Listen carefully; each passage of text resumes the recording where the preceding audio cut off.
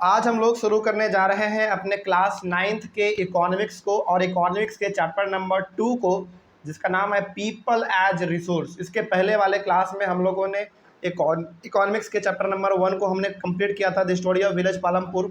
यानी कि पालमपुर एक हमारा इमेजिनरी गांव था, जिसके बारे में हम लोगों ने पूरी तरीके से देखा कि वहाँ पे किस प्रकार से खेती बाड़ी होता है, किस प्रकार से घर परिवार लोग अपना चलाते हैं। यानी कि तमाम प्रकार के चीज़ों के बारे में हम लोग class the story of village Palampur के बारे में जान चुके हैं। आज हम लोग चैप्टर नंबर 2 डिस्कस करेंगे, जिसका नाम है पीपल एज रिसोर्स। देखिए यहाँ पे कहा जा रहा है ना, इस पूरे के पूरे चैप्टर में हम लोग क्या बात करेंगे, इस पूरे के पूरे चैप्टर में हम लोग एक ही चीज़ों के ऊपर बात करेंगे, वो होगा हमारा पीपल। यानी कि आदमी क्या एक रिसोर्स है। अच्छा, क्लास 8 तक हम लोगों ने जो रिसोर्स का डेफिनेशन पढ़ा है वो क्या था। रिसोर्स बेसिकली वो चीज़ हम लोगों ने पढ़ा था कि रिसोर्स वो चीज़ होता है जो हमारे ज़रूरत को पूरा कर दे, वही हमारा रिसोर्स कहलाता है। मतलब कि यदि हमारा ज़रूरत फ़ोन पूरा कर दे रहा है तो मतलब फ़ोन भी एक रिसोर्स है। मान लीजिए कि हमको यहाँ से अपने फ्रेंड से दिल्ली बात करना है, तो ज़रूरत कौन पूरा कर देगा, फ़ोन पूरा कर देगा, तो फ़ोन भी क्या हो गया, एक रिसोर्स हो गया। मान लीजिए कि हमको फ़ोटो खींचना है, तो फ़ोटो खींचने के लिए हमारे पास कैमरा होना चाहिए। यदि कैमरा हमको मिल गया, फ़ोटो खींच ली, हमारा ज़रूरत पूरा हो गया, तो कैमरा भी एक रिसोर्स हो गया। मान लीजिए हमको पानी पीने के लिए बोतल चाहिए, पानी से बोतल पी ली, हमारा ज़रूरत पूरा हो गया, यानी कि हमारा नीड सेटिस्फाई हो गया, तो वो हमारा एक रिसोर्स हो गया। मतलब कि जो चीज़ आपके ज़रूरत को पूरा कर दे, आपके नीड को सेटिस्फाई कर दे, वो चीज़ हमारा रिसोर्स कहलाएगा। तो यहाँ पे कहा जा रहा है ना कि भाई पीपल भी, यानी कि इंसान भी एक रिसोर्स ही है।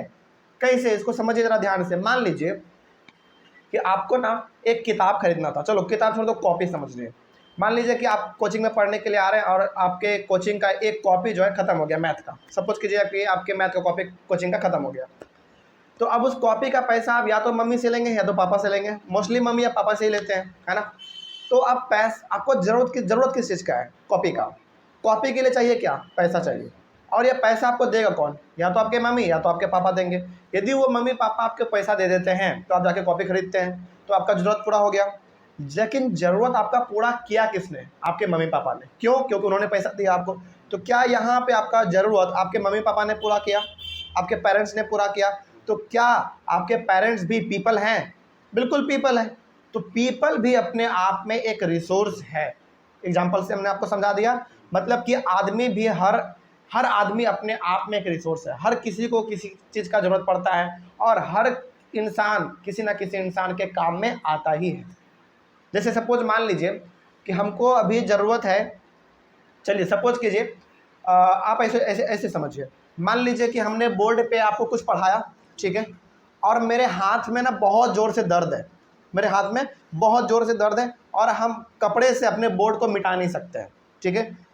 तो मेरा ज़रूरत क्या है, मेरा ज़रूरत है कि मेरा बोर्ड ये कोई बच्चा आके मिटा दे, है ना। तो मान लीजिए कि आपने बोर्ड आके हमारा मिटा दिया, तो क्या आपने मेरे ज़रूरत को पूरा किया कि नहीं किया, बिल्कुल किया। तो आप भी क्या हो गए, एक रिसोर्स हो गए। तो वही बात इस पूरे चैप्टर में हम लोग करेंगे कि आदमी भी अपने आप में एक रिसोर्स है, कोई दिक्कत नहीं। और रिसोर्स का डेफिनेशन जैसा कि आपने बचपन वाले क्लास में पढ़ा है, क्लास 8 तक, कि वो हर चीज़ जो हमारे ज़रूरत को पूरा कर दे वो हमारा रिसोर्स कहलाता है। तो आदमी भी अपने आप में क्या हो गया, एक रिसोर्स हो गया। चलिए इसी को हम लोग शुरू करेंगे। सबसे पहले ना इंट्रोडक्शन हम लोग देखेंगे चैप्टर का क्या है इसमें। हालांकि आपके एनसीईआरटी बुक में तो 2-3 पेज इंट्रोडक्शन के बारे में ही बात किया गया है, तो पहले हम लोग इसको इंट्रोडक्शन को ही देख लेंगे।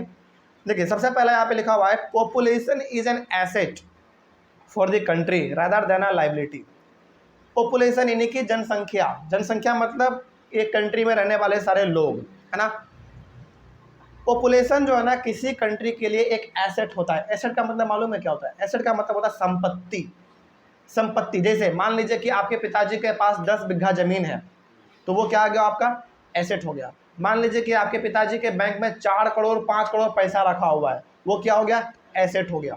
मान लीजिए कि आपके पिताजी ने बैंक में ना 1 केजी 2 केजी गोल्ड जमा करवा दिया है, सपोज कीजिए बस, तो वो क्या हो गया, आपका एसेट हो गया। एसेट का सिंपल सा मतलब होता है संपत्ति, जो कि आपको नुकसान नहीं करेगा बल्कि आपको फायदा पहुंचाएगा, ठीक है। तो पॉपुलेशन किसी भी कंट्री के लिए क्या होता है, संपत्ति होता है, यानी कि प्रॉपर्टी होता है, रादर देन अ लाइबिलिटी। देखिए यहाँ पे ना अभी आपको हम एग्जांपल देंगे। हर कंट्री ने कि मतलब कि कुछ कुछ आदमी ये समझते हैं, कुछ कुछ नहीं, लगभग मोस्ट ऑफ दी लोग ये समझते हैं ना पॉपुलेशन एक समस्या है। समझिएगा ज़रा ध्यान से, यहाँ पे हम क्या कहना चाह रहे हैं। यहाँ पे हम ये कहना चाह रहे हैं कि अधिकतर लोग ये समझते हैं कि पॉपुलेशन जो है ना एक समस्या है, लेकिन हकीकत में देखा जाए ना तो पॉपुलेशन एक समस्या नहीं है, वो एक एसेट है, यानी कि वो एक संपत्ति है, वो समस्या नहीं है। अच्छा, लाइबिलिटी का मतलब कर्ज, लाइबिलिटी का मतलब कर्ज और एसेट का मतलब संपत्ति। तो यहाँ पे बहुत सारे लोग समझते हैं कि पॉपुलेशन जो है ना वो एक लाइबिलिटी है, यानी कि कर्ज है, लेकिन हकीकत में तो ये बात है कि पॉपुलेशन अपने आप में एक एसेट है, एक संपत्ति है। कैसे, इसका एग्जांपल हम आपको देंगे बहुत बेहतरीन। अभी वर्ल्ड में, हालांकि पूरे वर्ल्ड में पॉपुलेशन के मायने में हमारा इंडिया है, यानी कि हमारा कंट्री नंबर 1 पे आ चुका है, लेकिन इसके पहले तक फर्स्ट नंबर पे कौन था? चाइना था। चाइना का पॉपुलेशन सबसे ज़्यादा था, ठीक है, लेकिन चाइना ने कभी भी अपने पॉपुलेशन को एक समस्या नहीं समझा। समझे यहाँ पे ध्यान से क्या बात कर रहे हैं। अभी हम लोग बात कर रहे हैं 2023 में, अभी वर्ल्ड में सबसे ज़्यादा पॉपुलेशन इंडिया का हो चुका है, यानी कि हम लोगों ने चाइना को पीछे छोड़ दिया है, इंडिया हम लोग आगे हो चुके हैं। लेकिन इसके पहले 2022 तक 2022 तक चाइना के पास सबसे ज़्यादा पॉपुलेशन था, लेकिन चाइना ने अपने पॉपुलेशन को कभी भी एक समस्या नहीं समझा, एक लाइबिलिटी यानी कि एक कर्ज नहीं समझा, बल्कि उन्होंने अपने पॉपुलेशन को एक एसेट समझा, एक संपत्ति समझा। किस मामले में भाई?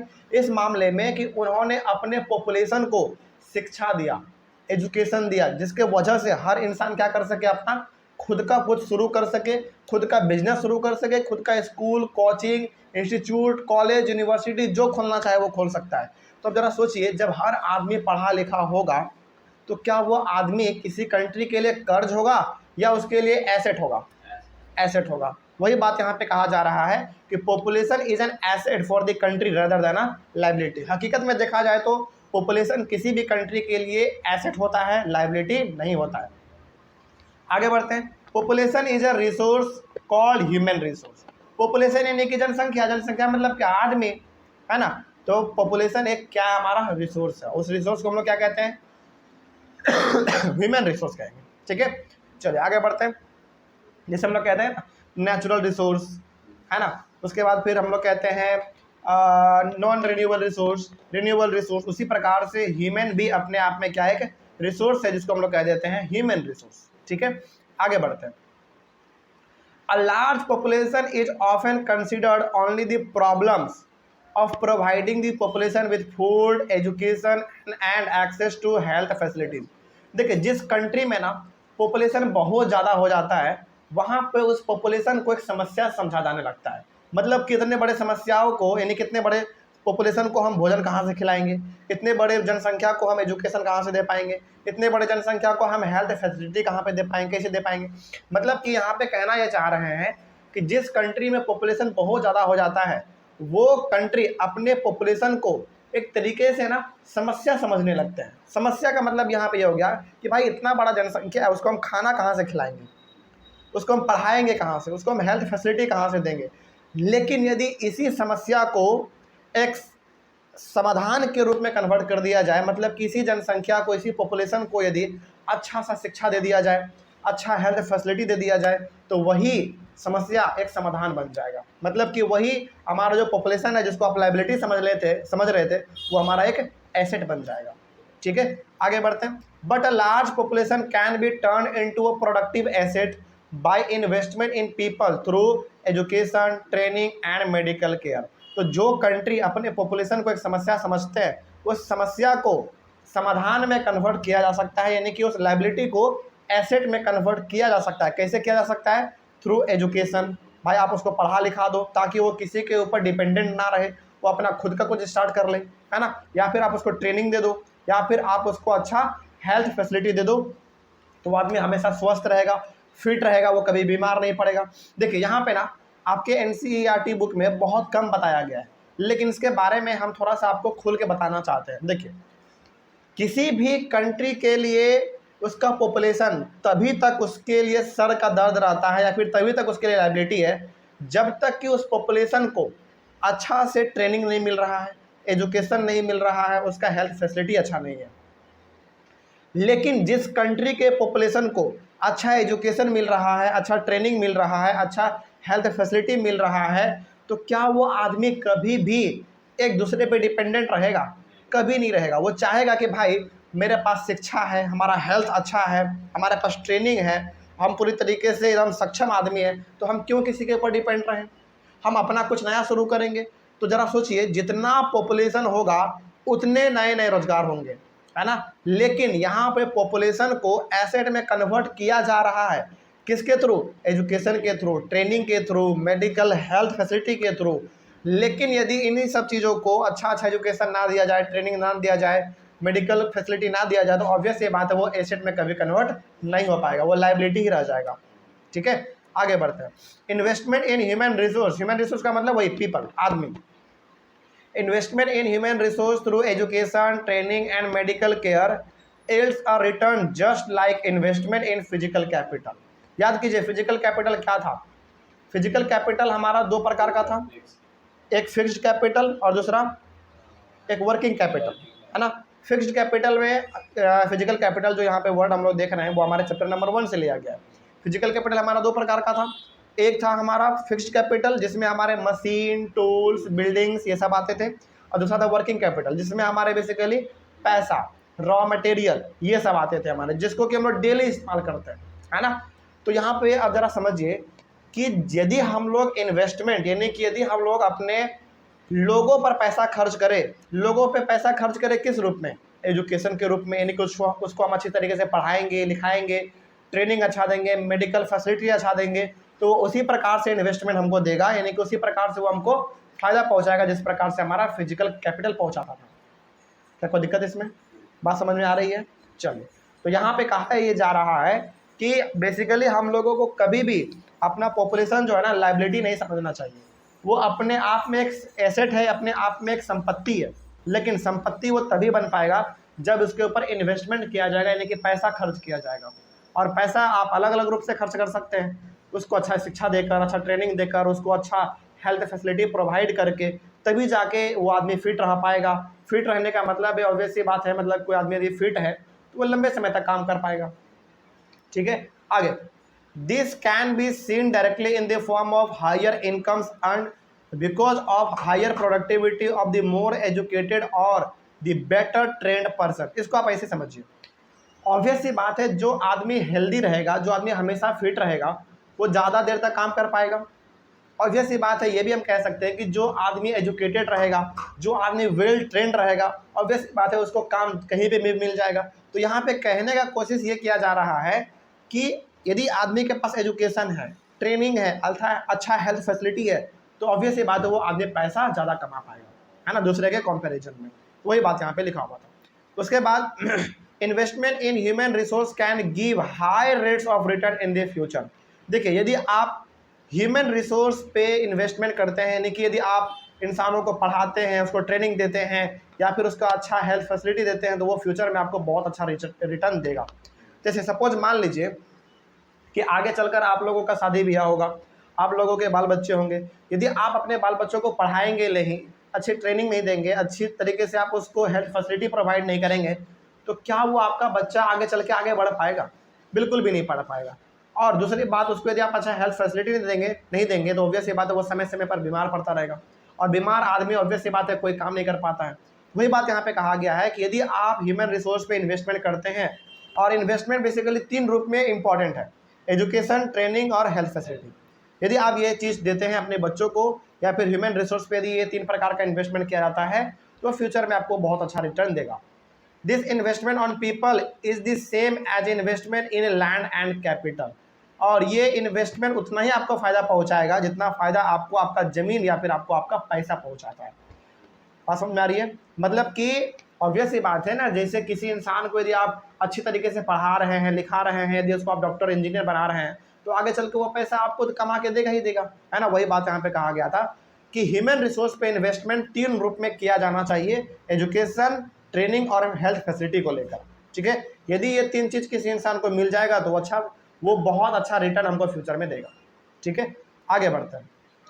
उसके बाद यहाँ पे एग्जांपल एक दिया गया है, a child with investments made on our education and health can yield a high return in the future in the form of higher earnings and greater contribution to society. मान लीजिए किसी एक छोटे बच्चे का जन्म हुआ, और उस छोटे बच्चे को जन्म से ही अच्छा हेल्थ फैसिलिटी मिल रहा है, एजुकेशन मिल रहा है, ट्रेनिंग मिल रहा है, तो ऑब्वियस सी बात है वो बच्चा आगे चल के बहुत अच्छा हेल्थ फैसिलिटी उसका होगा, उसका बहुत अच्छा उसका ट्रेनिंग होगा, उसका बहुत अच्छा एजुकेशन होगा, तो वो कहीं पर भी किसी भी सिचुएशन में सर्वाइव कर जाएगा, है ना, और वो अपने समाज को एक अच्छा कंट्रीब्यूशन दे पाएगा। कोई दिक्कत इसमें? चलिए, वही बात इसमें कहा जा रहा है। आगे बढ़ते हैं। उसके बाद यहाँ पे बात किया गया है, educated parents are found to invest more heavily on the education of their children. देखिए, ऐसा ना इंडिया में खास करके रिसर्च के थ्रू ये पाया गया है कि जो एजुकेटेड पेरेंट्स होते हैं, यानी कि जो पढ़े लिखे पेरेंट्स होते हैं, जो माता पिता पढ़े लिखे होते हैं, वो ना एजुकेशन के इम्पोर्टेंस को, ट्रेनिंग के इम्पोर्टेंस को और हेल्थ के इम्पोर्टेंस को समझते हैं। कैसे समझते हैं भाई? क्योंकि उनको मालूम है, पढ़े लिखे हैं, उनको मालूम है कि यदि बच्चे का हेल्थ अच्छा नहीं रहेगा, एजुकेशन अच्छा नहीं मिलेगा, तो बच्चा सर्वाइव भी नहीं कर पाएगा, है ना, क्योंकि ये हमारा समाज बहुत तेज़ी से भाग रहा है, किसी के लिए नहीं रुक रहा है। तो ऐसा पाया गया है कि जो एजुकेटेड पेरेंट्स हैं वो इन सब चीज़ों के बारे में ज़्यादा सोचते हैं, समझते हैं। This is because they have realised the importance of education for themselves. ऐसा एजुकेटेड पेरेंट्स क्यों चाहते हैं? क्योंकि उनको रियलाइज हो चुका है कि भाई यदि समाज में आपको इस्टेब्लिश करना है अपने आप को, यदि समाज में आपको सर्वाइव करना है, तो आपके पास एजुकेशन अच्छा होना चाहिए, आपका ट्रेनिंग अच्छा होना चाहिए, आपका हेल्थ फैसिलिटी बहुत अच्छा होना चाहिए।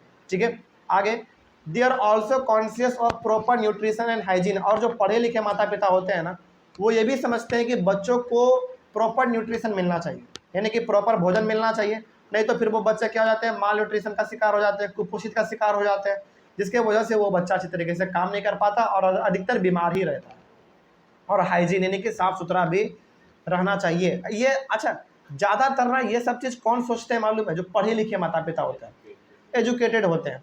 लेकिन जो हल्का फुल्का पढ़े लिखे नहीं हैं या फिर जो अनएजुकेटेड हैं, उनको इतना ज़्यादा पढ़ाई लिखाई के बारे में उतना मालूम नहीं होता। उनको मालूम है कि हाँ, हम जिस सिचुएशन में हैं वही ज़िंदगी है, नहीं, उसके अलावा भी बहुत बड़ा ज़िंदगी होता है। तो ऐसा पाया गया है कि जो एजुकेटेड पेरेंट्स होते हैं वो इन सब चीज़ों के बारे में ज़्यादा समझते हैं, ज़्यादा उसके बारे में विचार करते हैं। जैसे यहाँ पे एक ना कंट्री का एग्जांपल लिया गया है, वो कंट्री आपने नाम सुना होगा, जापान का। देखिए, इसका एग्जांपल देखिए, आपको बहुत आश्चर्य लगेगा सोच के इस कंट्री के बारे में क्या कहा गया है। कहा गया है, countries like Japan have invested in human resource. Japan पूरी दुनिया का एक लौता ऐसा कंट्री है जो कि सबसे ज़्यादा इन्वेस्टमेंट करता है अपने लोगों पे, यानी कि अपने लोगों को वो बहुत ज़्यादा पढ़ाता है, लिखाता है, ट्रेनिंग करवाता है और बहुत ज़्यादा उसके हेल्थ फैसिलिटी पे ध्यान दिया जाता है। क्यों ऐसा है? इसके पीछे भी रीज़न है। देखिए, they did not have any natural resource. आपको जानकर बड़ी हैरानी होगी कि जापान के पास अपना कोई नेचुरल रिसोर्स है ही नहीं, यानी कि जापान में आपको उतना भयंकर जंगल भी नहीं देखने को मिलेगा, जापान में आपको उतना साफ पानी पीने का भी देखने को नहीं मिलेगा, जापान में ना ही आपको आयरन मिलेगा, ना ही magnesium, aluminium, gold, silver, platinum, यानी कि जो बेसिकली हमारा नेचुरल रिसोर्स होता है वो आपको जापान में उतना देखने को नहीं मिलेगा।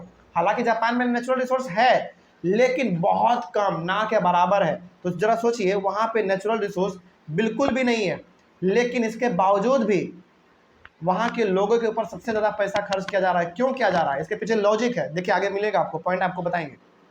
देखिए, दीज कंट्रीज आर डेवलप्ड और रिच कंट्रीज। सोचिए, इस कंट्री के पास ना ही अपना कोई नेचुरल रिसोर्स है, तो अब चूंकि इसके पास अपना खुद कोई नेचुरल रिसोर्स है ही नहीं, इसके बावजूद भी ये कंट्री बहुत डेवलप है, बहुत अमीर कंट्री है इसके बावजूद भी। इसका मतलब क्या हुआ? इसका मतलब ये हो गया, अच्छा आगे देखिए, they import the natural resource needed in their country. इस कंट्री को जो भी नेचुरल रिसोर्स चाहिए होता है ना, ये बाहर से मंगवाता है, दूसरे कंट्री से मंगवाता है। सोचो, इनके पास खुद का नेचुरल रिसोर्स नहीं है, फिर भी ये बहुत डेवलप है, और इसको कोई नेचुरल रिसोर्स चाहिए भी होता है, ये बाहर से मंगवाता है। आगे देखिए, they have invested on people specially in the field of education and health. अब यहाँ पे ना पूरा कहानी हम आपको समझाते हैं जापान का।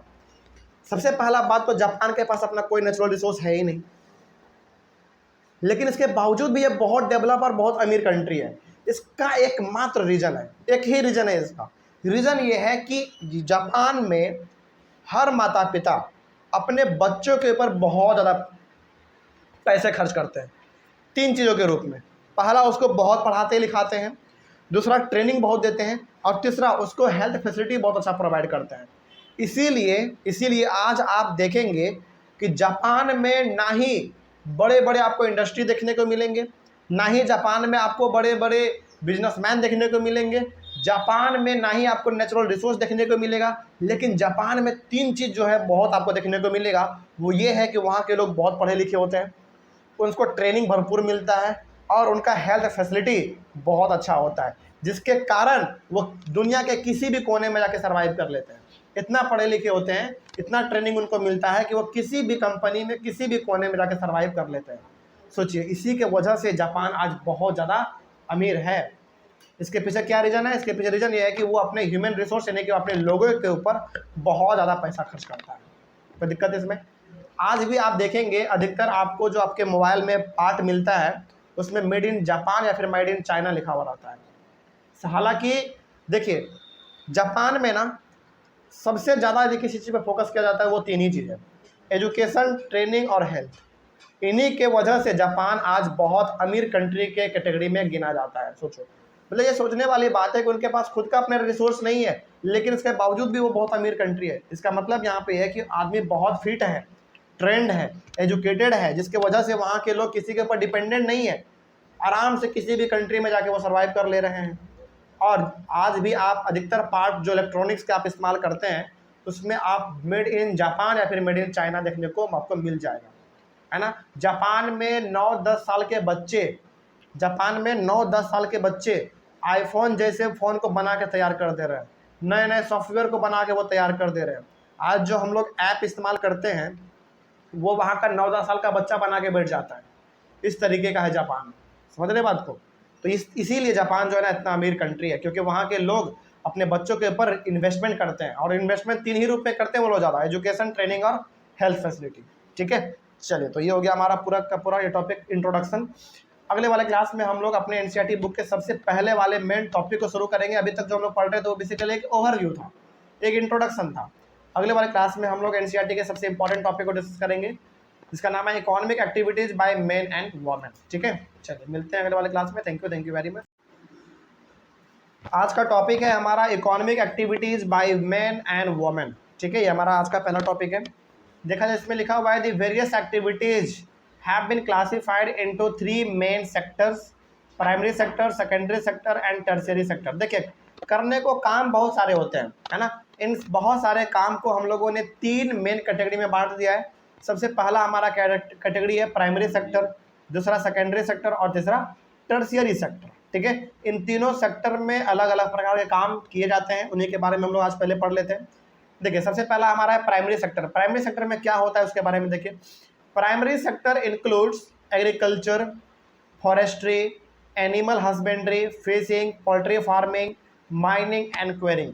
यानी कि प्राइमरी सेक्टर में हमारे वो काम आएंगे जो कि खेती बाड़ी से जुड़ा हुआ है, फॉरेस्ट्री से जुड़ा हुआ है। फॉरेस्ट्री मतलब जंगल से लकड़ी काट के लेते आना, जंगल से वैल्यूबल प्लांट के पार्ट को मार्केट में ले जाके बेच देना, इन प्रकार के चीज़ों को। एनिमल हस्बेंड्री मतलब गाय, बैल, भैंस, बकरी सबको पालना, उसका दूध निकाल के बाज़ार में बेच देना, ठीक है, प्रॉफिट कमा लेना। फिशिंग मछली मारना। उसके बाद फिर पोल्ट्री फार्मिंग मतलब कि मुर्गी पालन करना, फिर मुर्गी को बेचना, मुर्गी के अंडे को बेचना।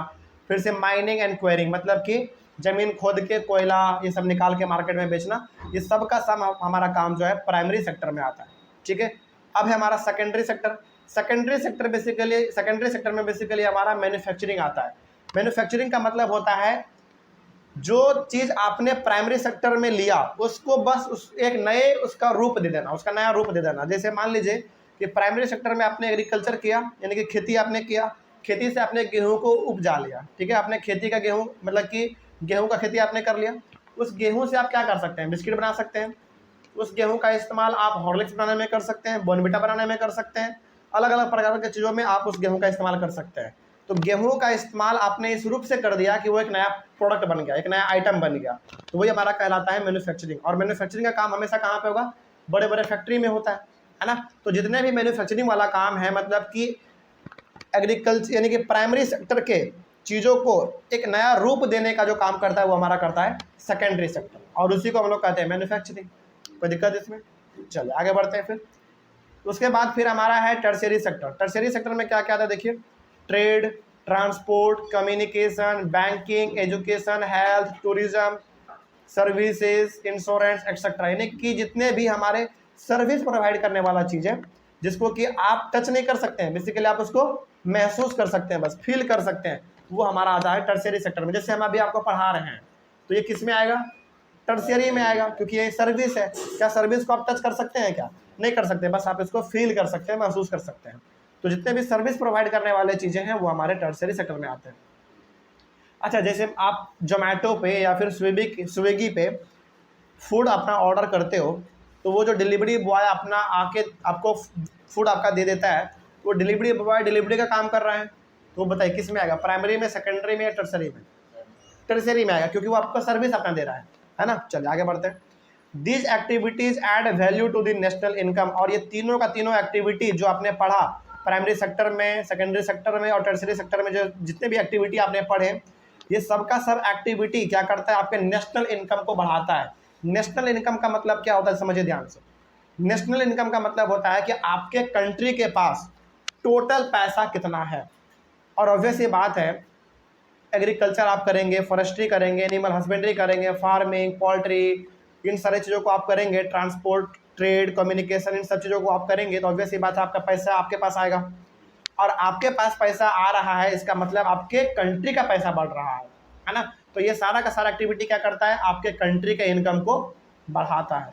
इसका मतलब आप यहाँ पे ये भी समझ चुके हैं कि जहाँ पे प्राइमरी, सेकेंडरी और टर्शियरी सेक्टर सबसे ज़्यादा एक्टिव रहेगा, वो कंट्री सबसे ज़्यादा अमीर रहेगा। ठीक है, क्योंकि आपके पास पैसा आ रहा है, इसका मतलब कि आपके कंट्री के पास पैसा आ रहा है। जैसे सपोज मान लीजिए कि इंडिया में हम ना एक मोबाइल बनाने का कंपनी खोले, ठीक है, और हम मोबाइल बना के चाइना, जापान, ऑस्ट्रेलिया, अमेरिका हर जगह पे बेच रहे हैं।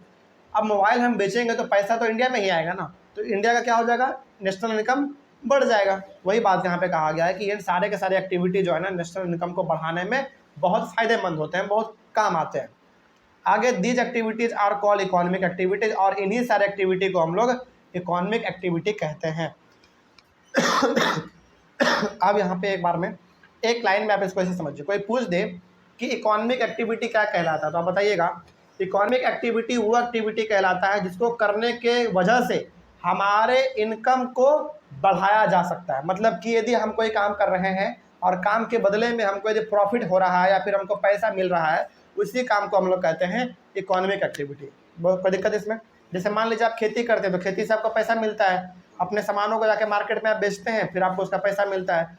तो यदि एक लाइन में डिफाइन करना हो इकोनॉमिक एक्टिविटी, जो कि आपका टॉपिक भी था इकोनॉमिक एक्टिविटीज़, तो कोई पूछ ले कि बताओ इकोनॉमिक एक्टिविटी क्या है, तो बताइएगा वो एक्टिविटी जिसको परफॉर्म करने के वजह से हमको क्या मिले?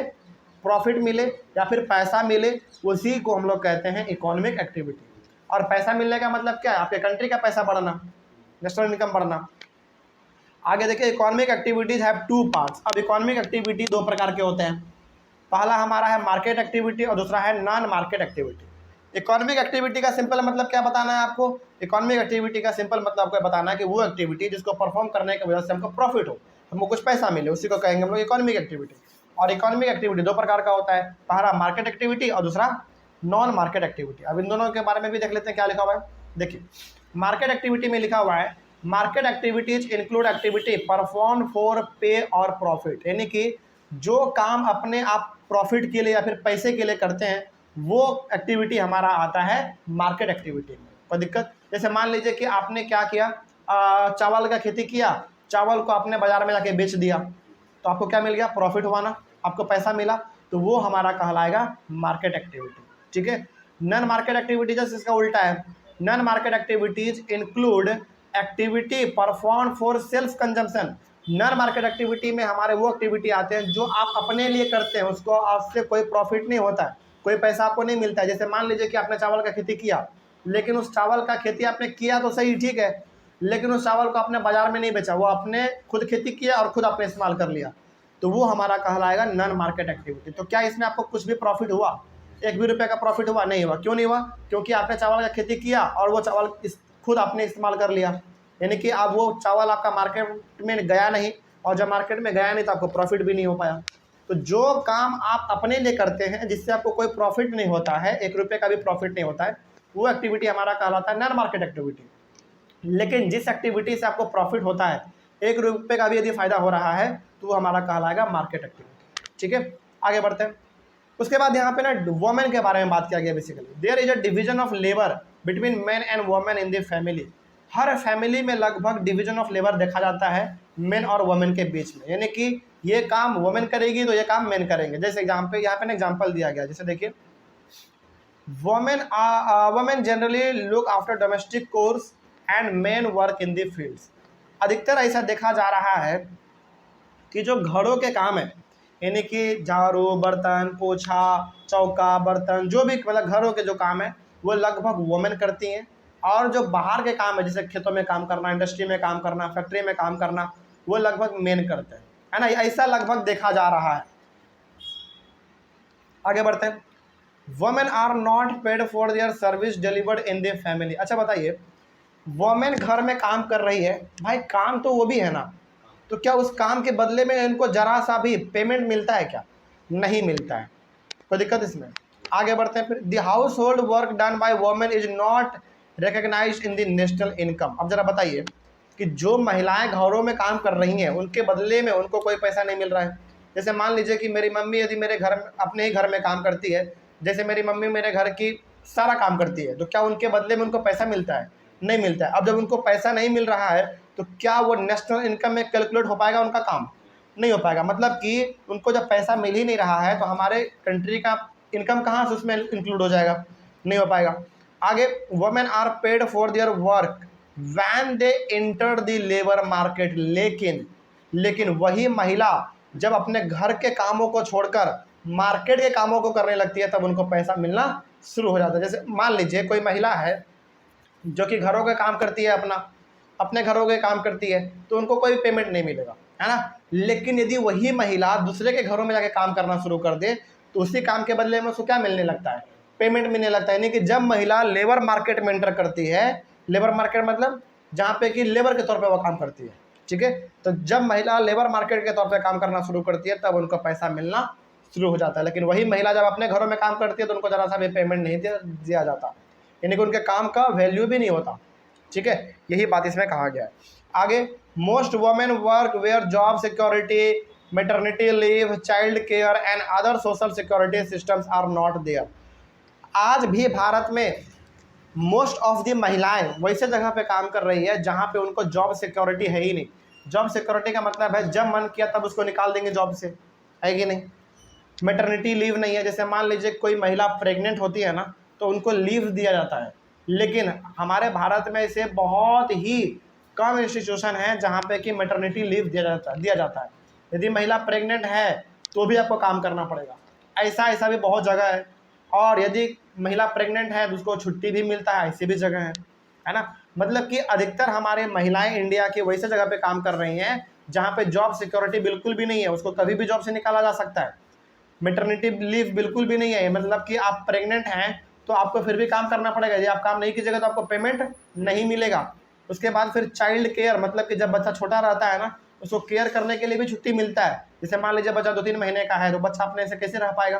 नहीं रह पाएगा, तो उसको केयर करने के लिए भी छुट्टी दिया जाता है। लेकिन हमारी महिलाएं, इंडिया की महिलाएं अधिकतर वैसे जगहों पे काम कर रही हैं जहाँ पे ये सारे प्रकार के फैसिलिटी उनको प्रोवाइड नहीं किया जाता है। बताइए इन सब ये सारा का सारा फैसिलिटी कहाँ पे प्रोवाइड किया जाता है? बेसिकली गवर्नमेंट जॉब में, और आपको मालूम है इंडिया में गवर्नमेंट जॉब कितना कम है कि नहीं। आगे बढ़ते हैं। Most women attracted towards teaching and medicine. अच्छा, यदि हम लोग बात करें कि इंडिया में अधिकतर महिलाएं जो पढ़ी लिखी महिलाएं हैं वो अधिकतर किन प्रोफेशन की तरफ ज़्यादा अट्रैक्ट करती हैं? दो, पहला मेडिसिन और दूसरा टीचिंग। यानी कि हालांकि और भी प्रोफेशन हैं जो कि वो अपनाती हैं, जो कि वो चूज करती हैं, लेकिन अधिकतर महिलाओं को आप देखेंगे या तो वो टीचिंग में आना चाहती हैं या फिर वो मेडिसिन में आना चाहती है, यानी कि मेडिकल फैसिलिटी में आना चाहती है, या तो डॉक्टर बनना चाहती है वो, है ना, अधिकतर महिलाएं। हाँ, ऐसा भी है जहाँ पे महिलाएं इन दोनों के अलावा भी अलग अलग जगहों पे जाना चाहती है, लेकिन अधिकतर महिलाएं आपको इन्हीं दो चीज़ों में जाना पसंद करती हैं, ठीक है, क्योंकि ये दोनों का दोनों ना रेस्पेक्टेड जॉब है, प्लस बहुत ही रिस्की जॉब है ये, है ना। पढ़ाना कोई आम बात नहीं होता और डॉक्टरी करना भी कोई आम बात नहीं होता, ठीक है। आगे बढ़ते हैं। और ये दोनों का दोनों ना बहुत ही रेस्पेक्टेड के साथ साथ बहुत ही वैल्यूएबल जॉब भी है, इसीलिए महिलाएं इनके तरफ ज़्यादा अट्रैक्ट होती हैं। आगे, some women have entered administrative and other services. और बहुत सारी महिलाएं ऐसे भी हैं जो कि एडमिनिस्ट्रेटिव और अलग अलग प्रकार के सर्विस में भी काम करती हैं। जैसे आप देखते होंगे हमारे यहाँ पे पटना में सचिवालय है, पोस्ट ऑफिस है, यहाँ पे भी महिलाएं बहुत सारी हैं, काम कर रही हैं, है ना। और अलग अलग प्रकार के जॉब भी वो लोग करती हैं, सर्विस भी करती हैं। मतलब कि महिलाएं हर फील्ड में लगभग आज है, ये हम लोग कह सकते हैं। आगे जो सबसे इम्पॉर्टेंट पॉइंट लिखा हुआ है वो ये है, education and skill are the major determinants of the earning of any individual in the market. यानी कि एजुकेशन और स्किल यदि आपके पास है, यदि आपके पास शिक्षा है, यदि आपके पास ट्रेनिंग है, यदि आपके पास स्किल है, तो फिर आप किसी भी प्रकार से मार्केट में पैसा कमा सकते हैं, आप बेरोजगार नहीं बैठेंगे। बात समझ आ रही है? वही बात यहाँ पे कहा गया, education and skill are the major determinants of the earning of any individual in the market. यदि आपके पास एजुकेशन है, आपके पास स्किल है, तो मार्केट में आप खाली नहीं बैठ सकते हैं कभी, हर किसी न किसी प्रकार का तो जॉब आपको मिल ही जाएगा। ठीक है, ये हो गया हमारा पूरी तरीके से टॉपिक हमारा complete, economic activities by men and women. कोई दिक्कत इसमें? चलिए आगे बढ़ते हैं। उसके बाद हमारा टॉपिक है क्वालिटी ऑफ पॉपुलेशन। इसको हम लोग अपने अगले वाले क्लास में कवर करेंगे। Thank you very much.